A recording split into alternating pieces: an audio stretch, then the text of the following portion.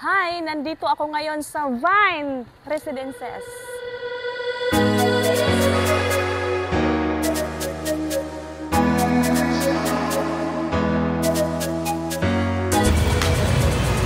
Vine Residences.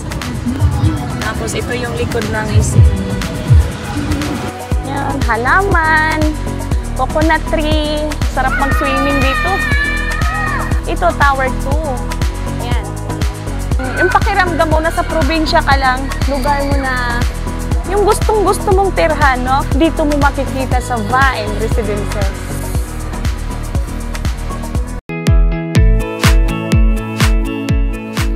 Ngayon, nandito tayo sa entrance ng Tower 4. Ito yung Tower 4. Yan. Dito yung drop-off area ng mga nakatira dito, no?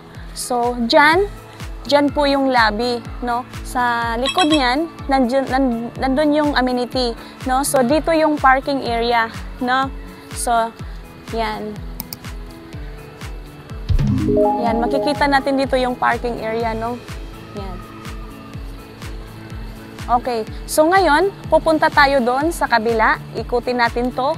Pupunta tayo sa dulo ng parking. Iikot tayo, papunta tayo sa amenities, no? Ito yung parking area niya. Meron din PWD area na parking. So, very friendly talaga yung Vine Residences. Okay, ikot tayo. No? So, ito yung makikita nyo dito sa gilid ng parking. Napaka-green, no? Napaka cool. Tingnan natin kung ano yung surroundings niya. Makikita natin yung mga puno. Yan. Ito yung Vine Residences. Tower 1, Tower 2, Tower 3, and Tower 4. Yan. So, dito tayo banda sa dulo. Ito yung Tower 4 na parking area.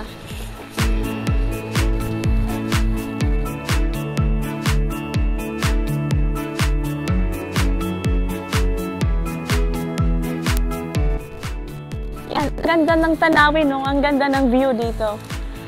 Makikita nyo, parang probinsya lang yung dating sa Quezon City, no?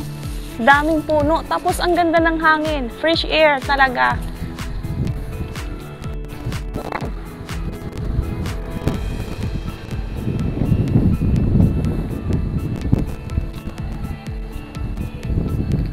Okay, so dito tayo. Ito yung dulo ng parking area ng Tower 4. Yan. Okay, makikita natin dito.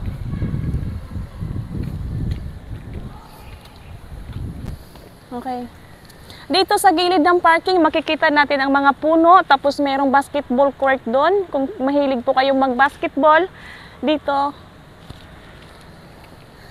Ito, makikita natin siya sa gilid ng parking area from Tower 4. Yan, dito. Dito yung daanan niya. Yan, papunta sa basketball court. Tapos, dyan sa may mga puno, makikita natin may mga bench. Pwede dyan magstay. Yan, kung gusto nyo magstay, mag-usap-usap dyan, pwede tayo sa bench. No? Ito tayo. So, ang ganda ng area niya, no? Maraming mga puno, ang cool yung dating. Grabe, ang ganda ng surrounding niya. Yan, more on tree. Tapos doon yung basketball court.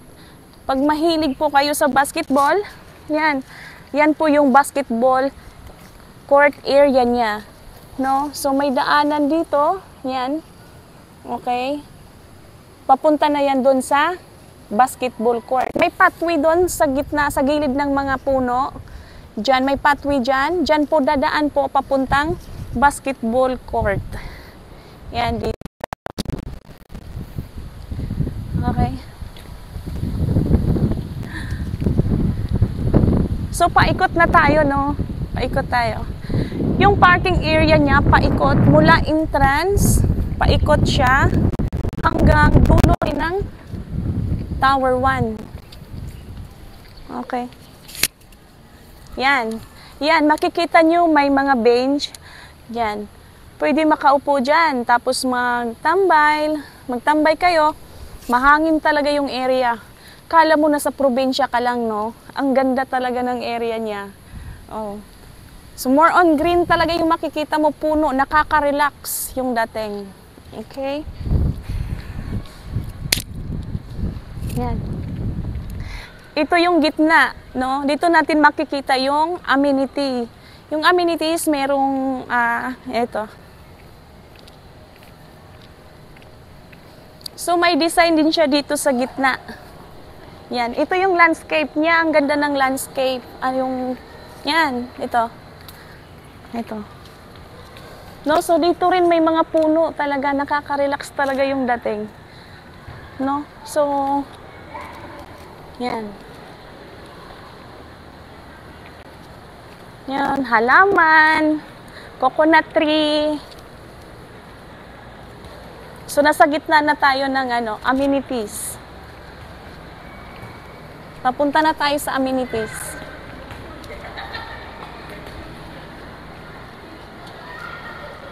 Ito yung swimming pool na mababaw lang siya, pang kids. Yan.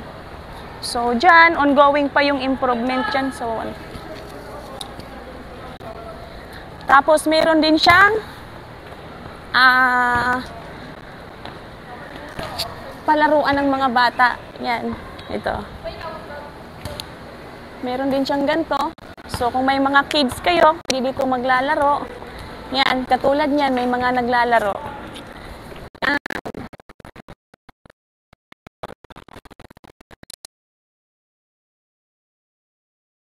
Yan, dito. Ang ganda. Ito, fresh po siya na halaman, no? Ano po siya? Original. Yan. Original po siya talaga. Hindi siya yung mga plastic na mga design.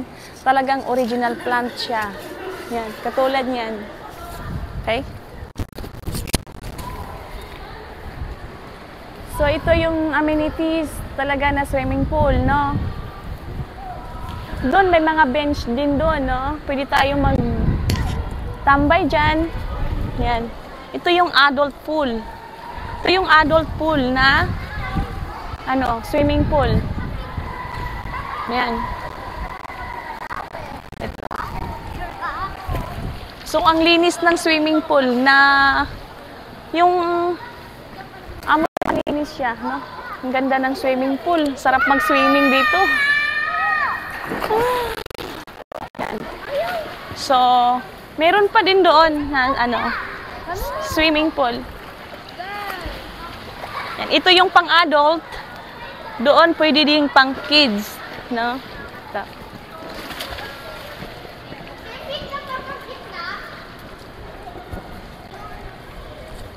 Okay?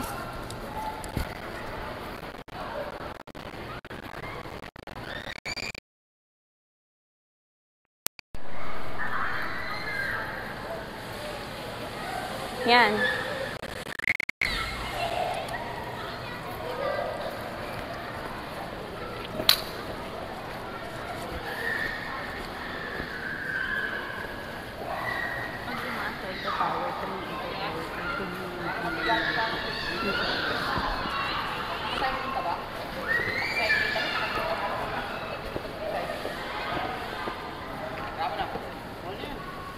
Ito. Okay, so ito Tower 2. Yan. Tower 2. Yan. Ikot pa tayo.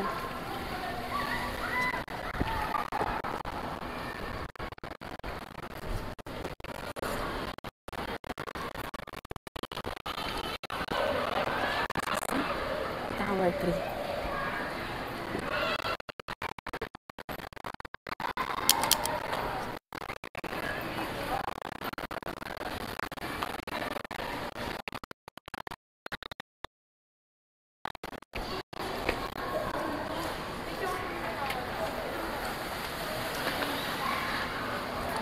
And this is the Tower 1.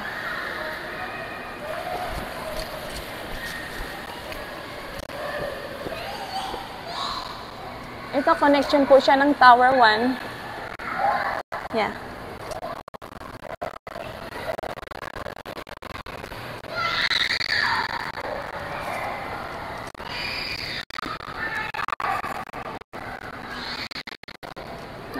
pa pala ditong landscape.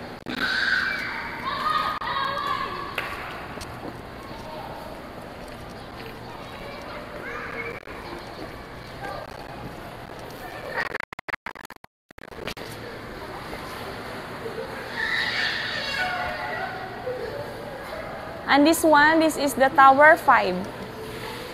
Okay.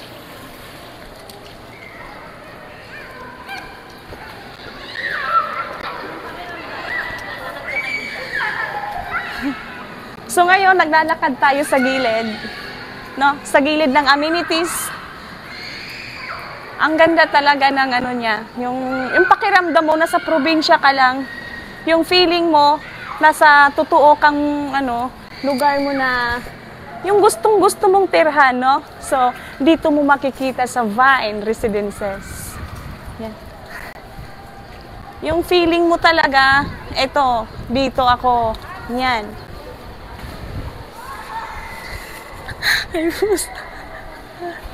Wow. So, ngayon naglalakad ako dito sa gilid ng amenities. Ang sarap ng hangin dito. Tingnan nyo yung buhok ko. Yan. Mahangin sa labas. Ang sarap ng hangin dito, no? So, pati yung utak mo mamamassage. Pati yung ano, yung gusto mong mag-isip, gusto mong, ang ano ng isipan mo dito eh. Talagang maganda talaga yung view dito. Maganda yung ambience niya. Cool tignan kasi lahat ng paligid makikita mo kulay green. Yung landscape niya, totoo talaga yung mga halaman. Talagang nakatanim siya sa ano. Yan. So, nakaka-relax talaga sa utak dito. No? Yan. So ngayon tapos na tayong mag-ikot sa area ng Vine Residences. Ang ganda talaga niya, no? So especially yung location niya kasi at the back lang siya ng SM City. So nasa likod siya ng SM City, walking distance lang siya. So yung mga from the north, no, papuntang Manila. So kung gusto niyo hindi masyadong crowded na area, so you can choose Vine Residences. No? So, nakita nyo naman yung nasa likod ko. Yan. For me, ang ganda talaga ng amenities niya, yung area niya dito. So, yung building niya, hindi siya high-rise. Yan. Mid-rise po siya. So, sa bawat building po dito, from Tower 1 to Tower 5, may 11 floor po siya. Yan. Yan. Dito. So, kung ako yung tatanungin, ang ganda talaga ng Vine Residences. Choose nyo po talaga yung Vine Residences kung gusto nyo talagang hindi masyadong crowded na area. No? So, yan. Ito, kung may mga tanong kayo na hindi ko pa nababanggit talaga, kung naa po may daghang pangutana, pwede mo makontak na ko. Ranisa Taguran Taboko for my Facebook page. No? So, daghang salamat sa inyong pagtanaw sa akong video.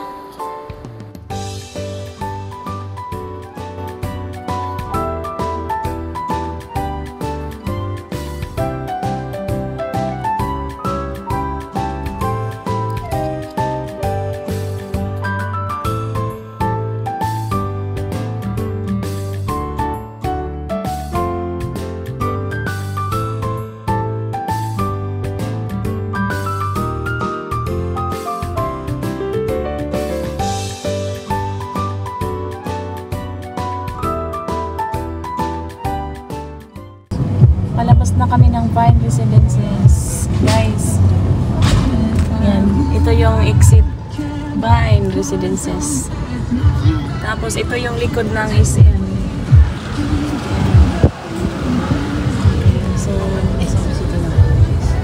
So ito yung SM Novaliches, Quezon City.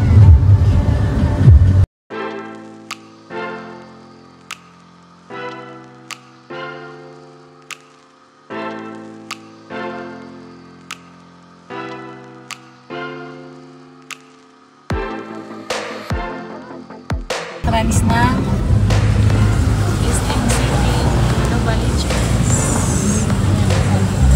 Walking distance lang siya from Vine Residences.